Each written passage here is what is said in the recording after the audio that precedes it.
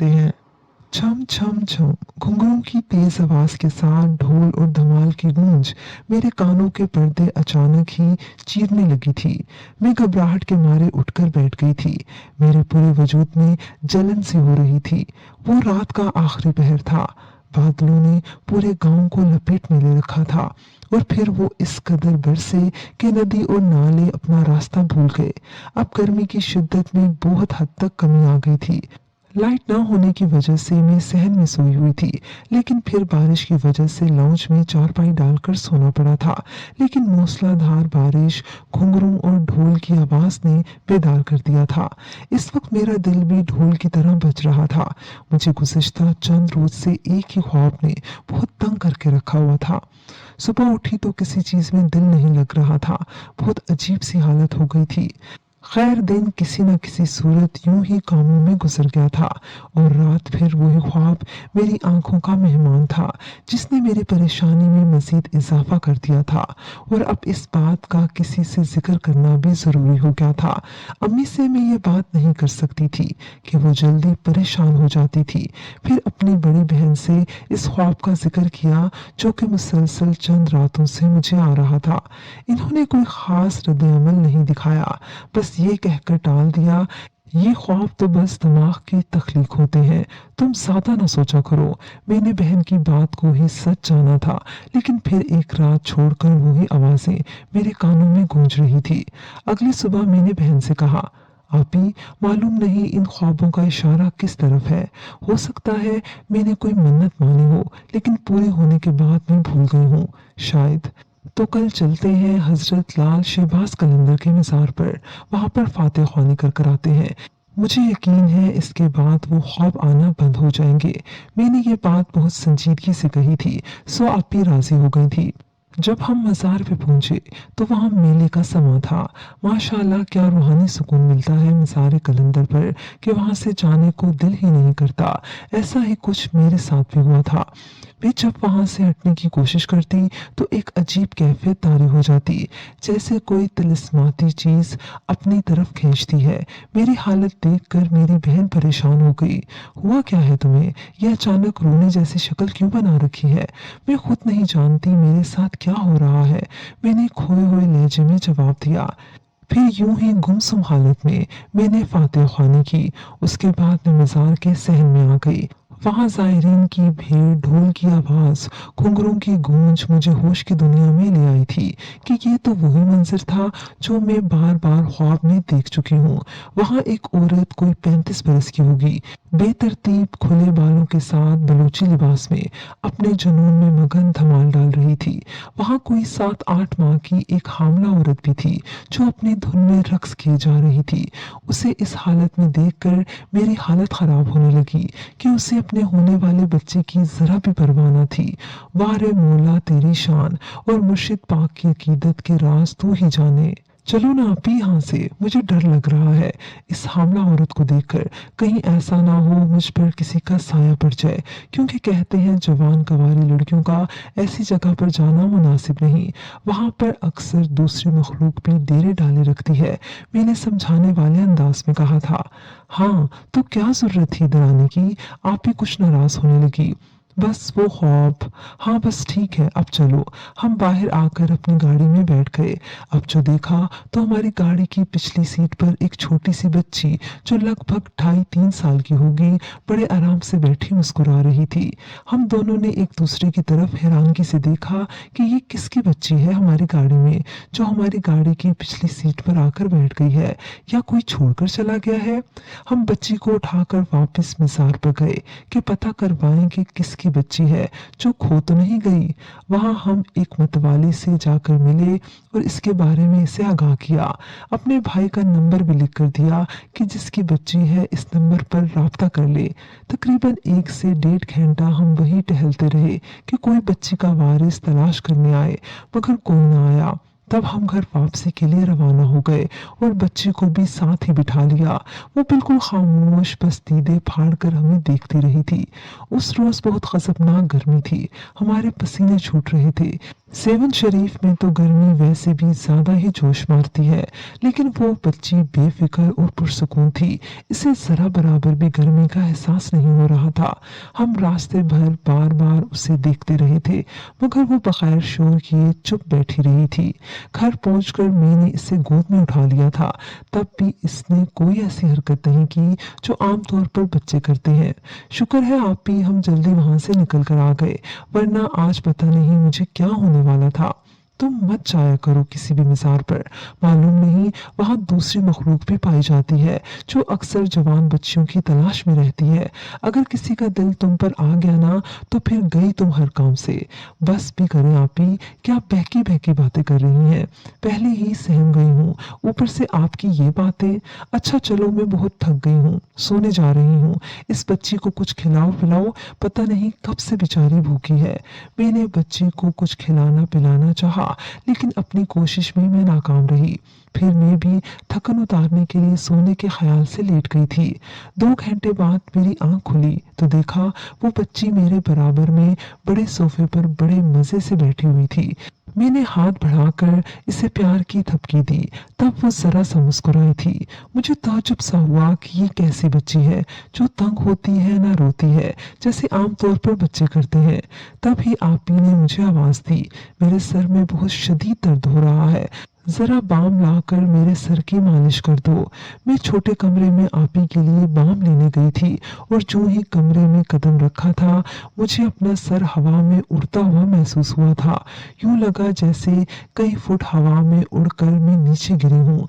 हाय अल्लाह, मेरे पाँव में शदीद दर्द था और मैं जोर जोर से रो रही थी। आप ही मेरी आवाज सुनकर दौड़ते हुए कमरे में आई। सुनो, मैं तेल गरम करके लाती हूँ, उसकी मालिश से तुम्हें आराम मिल जाएगा। वैसे तो मैं तुमसे अपने सर की मालिश करवाना चाह रही थी, अब तुम्हारे पैर की मालिश करना पड़ रही है, आप ही ने मुस्कुराते हुए कहा था। आप ही मेरे लिए गर्म तेल लेने के लिए चली गई कि इतने में लबों पर मुस्कुराहट सजाए बच्ची ने धीरे धीरे मेरे पाँव पर अपना हाथ फेरना शुरू कर दिए थे। मुझे यूं महसूस हो रहा था कोई बड़ा मेरे पाँव की मालिश कर रहा हो। एक लम्हे को मैंने अपना पाँव हटाने की कोशिश की तो वो मुस्कुरा रही थी। ये लो बेटा, दूध पी लो। आप ही ने कमरे में दाखिल होते हुए दूध का फीडर बच्ची की तरफ बढ़ाया था। बच्ची ने आप ही के हाथ से फीडर लेकर ढक्कन खोला था और दूध यूं पी लिया था जैसे ग्लास में पीते हैं। ये देखकर हम दोनों चौंक गए थे, लेकिन बोले कुछ भी न थे। अब तुम आराम करो, मैं रात के खाने के लिए गोश्त चढ़ाकर आती हूँ। मेरे पैर की मालिश के बाद आप ही के जाते ही वो बच्ची मेरे बेड से उतरकर बाहर जाने लगी। तो मैंने इसे आवाज दे दी थी, बेटा कहाँ जा रही हो, यहाँ बैठो।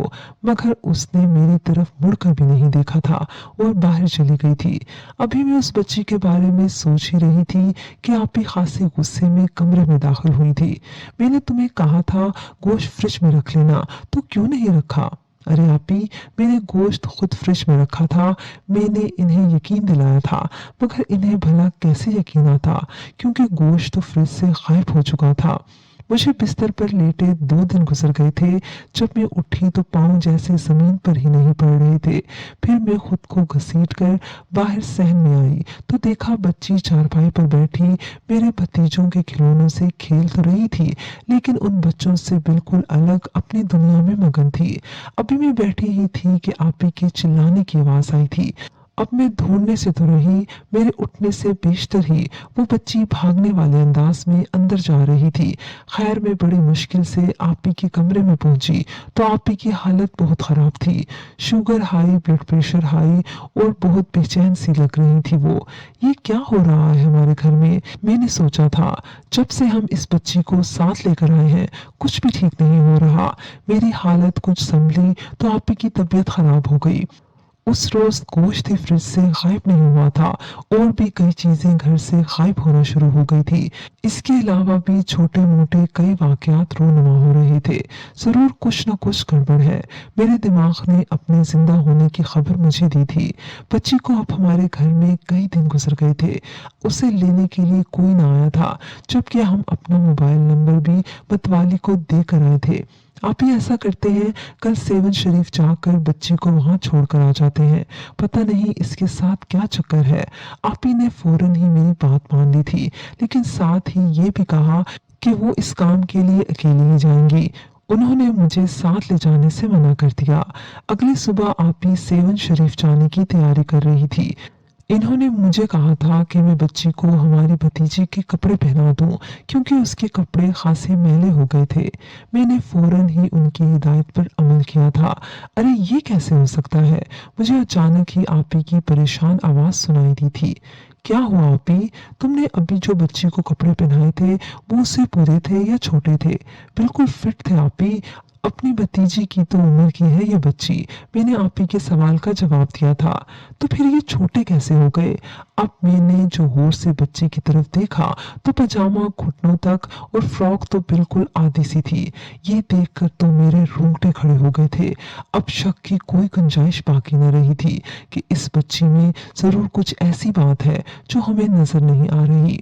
क्या आप भी वही सोच रही हैं जो मैं? तब आप ही ने सिर्फ इस बात में सर हिलाया था और खामोशी से बच्ची को उठाकर चल दी थी। सेवन शरीफ पहुंचकर आप ही सीधा उस मतवाली के पास गई थी और कहा था कि ये वही बच्ची है जो कुछ रोज पहले हमें यहाँ से मिली थी, और बच्ची के हवाले से सारी हकीकत भी बयान करती थी। हाँ बेटी, अब मैं जान गया हूँ ये बच्ची कौन है। मतवाली ने बच्ची को गौर से देखते हुए कहा था।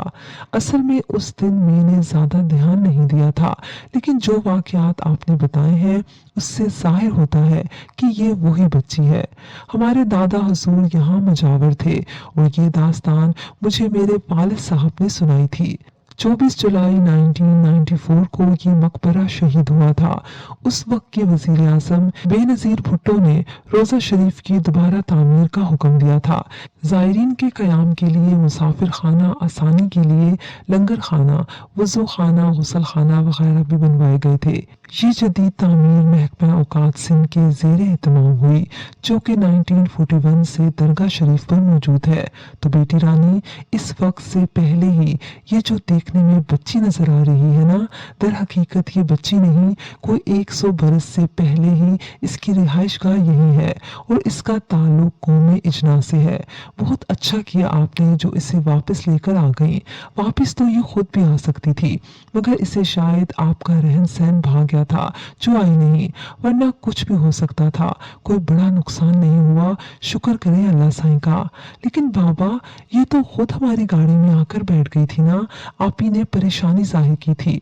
बिल्कुल बेटी, ये कई लोगों के साथ ऐसा कर चुकी है, फिर एक ही दिन में ये वापस आ जाती है।